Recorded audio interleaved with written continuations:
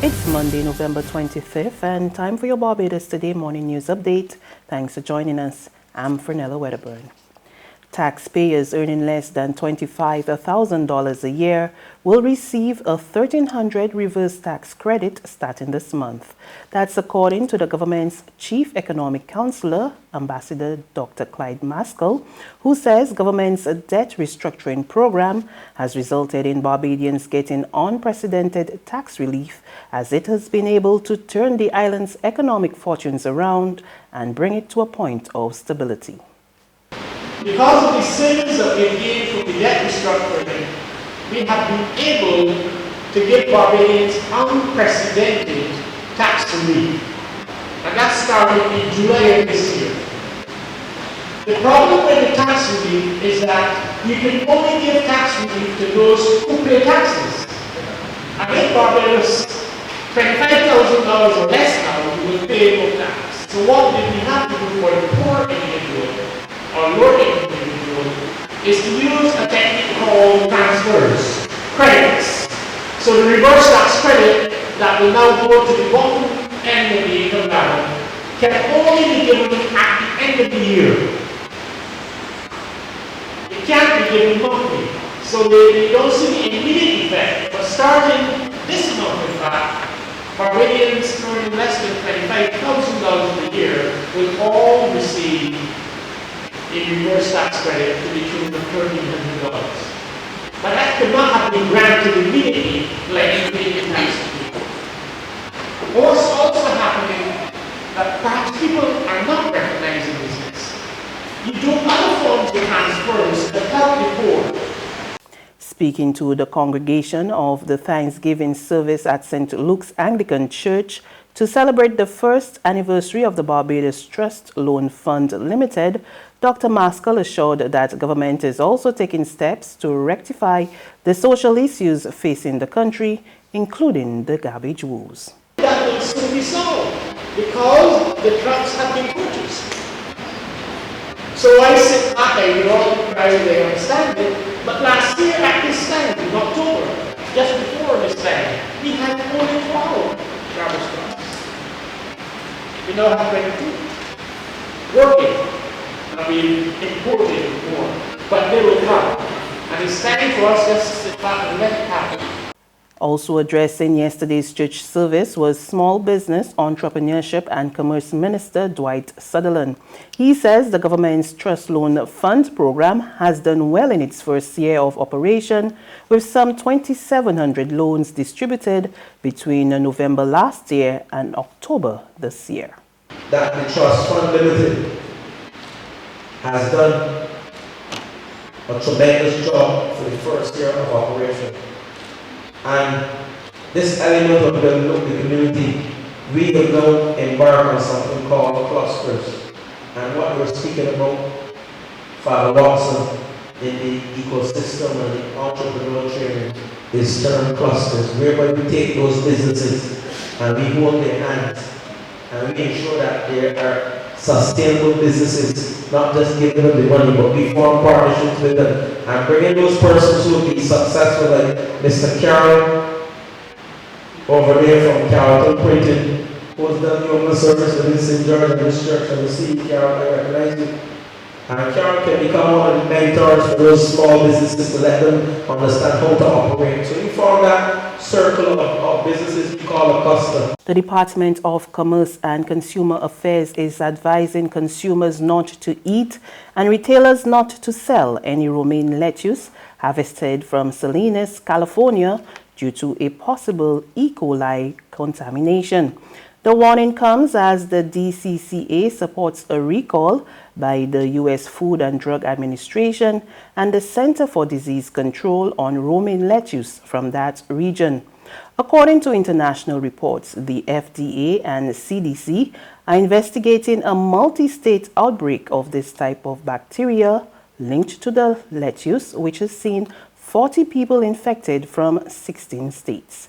As a result, consumers here are being urged to avoid eating romaine lettuce and salad mixes, read their labels carefully, and return any of the affected lettuce to the retail outlet from which it was purchased, If ordering salad, they should ascertain the origin of the romaine lettuce, and moreover, restaurants and retailers should not serve or sell romaine lettuce which was harvested in Salinas in California. There are still too many men shying away from critical medical tests and consultations, which could mean the difference between life and death. The concern from top officials of the Barbados Family Planning Association as it continues to observe Men's Health Month. Speaking to Barbados Today during the annual conference on reproductive health, with special focus on men's health at the UWI Caville 3Ws Oval over the weekend, the association's clinical director, Dr. Rashida Daisley, pointed out that some men are still unwilling to visit the doctor, especially for prostate checks.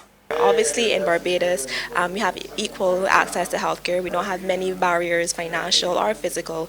But as you can see, in men, there is a significant psychosocial barrier, meaning that men, the DRE, the digital rectal exam, seems to be very daunting for men, and they're not very willing to come forward to the doctor. So today's seminar is all about breaking those barriers as physicians, so we can get more men to come forward and to actually manage their conditions a lot more effectively. Barbados' independence celebration kicked into high gear yesterday with a national Thanksgiving service under the theme One Nation, One Love, One Light. Our Kareem Smith was there and tells us more about the multi-faith service held at the Garfield Sobers Sports Complex. It was a national service in which Barbadians were not just empowered, but challenged to critically examine their society ahead of the island's 53rd anniversary of independence. Prime Minister Mia Mottley, along with members of her cabinet, Chief Justice Sir Marston Gibson, national hero Sir Garfield Sobers, and opposition leader Bishop Joseph Atherley, joined citizens at the Wildy Gymnasium to give thanks for another year. Under the theme One Nation, One Love, One Light, worshippers were treated to musical selections from the Royal Barbados Police Force and numerous well-known chorales. According to Major Darrell Wilkinson during his welcome remarks, the theme is intended to promote a sense of unity amid society's underlying diversities. Meanwhile, presiding Bishop of the Pentecostal Assemblies of the West Indies, Dr. Gerald Seal, delivered a hard-hitting sermon in which he acknowledged that centuries after Barbados's deeply divided slave society had been abolished, issues of race are still being swept under the proverbial rug. In his fearless critique of Barbadian society, he acknowledged some strides have been made, including the country's break away from British monarchy. He, however, expressed concern and cautioned against blind and aggressive forms of tribal politics in the 21st century and urged citizens and leaders alike to remember that amid differences in opinion, the nation must always come first. Kareem Smith for Barbados Today. There's regional and international news after this short break. It's Festive Friday at the Bridgetown Night Market at Pelican Craft Center. Kick off the weekend this Friday from 4 p.m. to midnight with loads of food, drinks, and entertainment. Get ready for Crop Over with the Rhythm Roots Street Parade. Party like it's Kadooman Day on the street around Pelican Village with costume reveler, music, and more. It's Festive Friday. It's Festive Friday at the Bridgetown Night Market at Pelican Village Center from 4 p.m. to midnight. Admission free.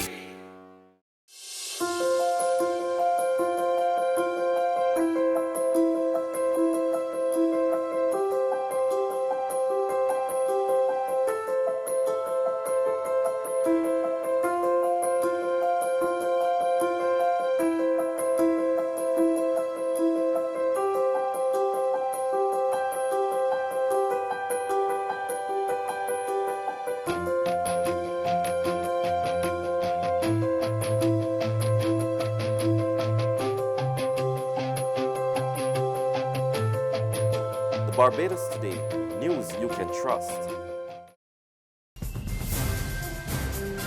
News from our regional neighbors now. An announcement on the decriminalization of marijuana in Trinidad and Tobago has found favor with the country's Prisons Officers Association. More in this report from TV6 News. Data from the judiciary indicates that from 2007 to 2018, a total of 84,668 cases came before the magistracy under the Dangerous Drugs Act for marijuana-related offences. Roughly 85% of these cases were for possession alone. President of the Prisons Officers Association, Sharon Richards, believes decriminalization will go a long way to improving the #1 issue at the nation's prisons. We look at the move and the potential for the move to remove some of those remandees within our environment, the remand environment. As you know, that the remand is overcrowded, and a lot of these cases are for persons who have simple matters. The marijuana being one of those matters that is very prevalent. Richards notes, however, that in the short to medium term, the only thing that can solve this problem is if the judiciary system was made more efficient. If the bill takes a retroactive effect, then it might impact on some of those cases. I don't know, I cannot tell you where, in terms of time, where most of those matters reside, right? But if the bill has some sort of retroactive effect, yes, it can remove some of those persons from within the prison. And on the international front, British Prime Minister Boris Johnson released his Conservative Party's manifesto on Sunday with a promise to get Brexit done in an election pledge to bring his deal to leave the European Union back to Parliament before Christmas. Here it is. I believe as at least the partial blueprint for that future. Here is the route map to take us forward. Because unlike any other party standing at this election, we're going to get Brexit done. With a deal that is pre-cooked, ready to go, oven ready, as I keep saying. Get Brexit done. And we can restore confidence and certainty to business and to families. Get Brexit done, and we'll see a pent-up tidal wave of investment into this country. Get Brexit done, and we can focus our hearts and our minds on the priorities of the British people. Let's go for sensible, moderate, but tax-cutting, one-nation conservative government and take this country forward. And that's news. But for the very latest, visit our website at www.barbadostoday.bb. You can also subscribe to our e-paper, email updates, or like us on Facebook, and sign up for our breaking news alerts via WhatsApp. We're also on Izumi Media in bus terminals, as well as Screenplay at supermarkets and gas stations near you. And you can also hear us on Mix 96.9 FM and Capital Media HD 99.3 FM. I'm Fernella Wedderburn. Good morning.